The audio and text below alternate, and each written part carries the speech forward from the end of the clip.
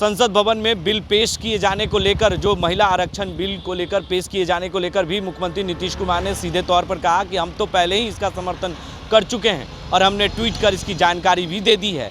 वहीं उन्होंने कहा कि बिहार में हमने पहले ही लागू कर चुके हैं।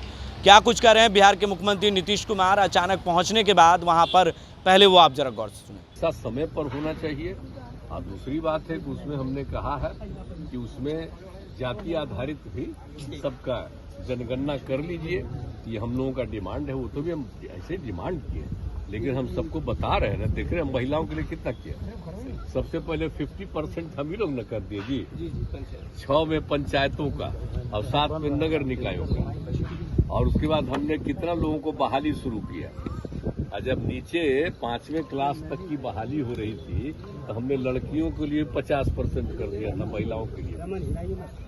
अब आप सोच लीजिए कहीं था, और बाद में तो फिर हम लोगों ने किया ही सब जगह बहाली में हम लोगों ने 35% सरकारी में कर दिया, और पुलिस में भी किया 35%।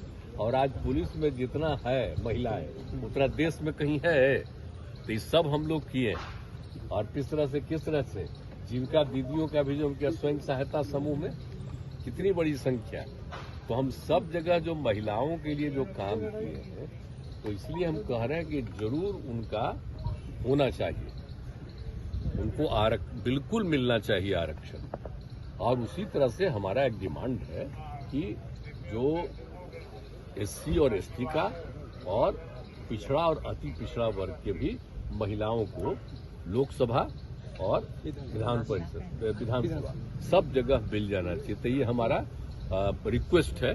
तो ये तो हमको जो करना था ट्वीट हम कर दिए हैं, तो आप लोग तो देखिए। लेकिन तो शुरू से कह रहे हैं, हम तो सब दिन ही बोलते रहे हैं कि होना चाहिए सबको रिजर्वेशन, बिल्कुल होना चाहिए महिलाओं को। काहे नहीं महिलाओं को होगा? हम तो आप चलिए याद करिएगा ना, अगर पुराना मेरा सब पार्लियामेंट में मेरा स्टेटमेंट और बोलते हुए आप देखिएगा तो आपको याद होगा। बहुत हमारा यंगर एज से डिमांड है कि सब पार्लियामेंट में और असेंबली में सब जगह महिलाओं को भी पक्का आरक्षण मिलना चाहिए। महिला आरक्षण बिल को लेकर भी उन्होंने साफ तौर से कहा कि हम इसका समर्थन कर चुके हैं और हम तो पहले से ही बिहार में इस चीज़ों को लागू कर चुके हैं। अपने सहयोगी सरवनराज के साथ बने रहे लाइव इंडिया हर पल के लिए।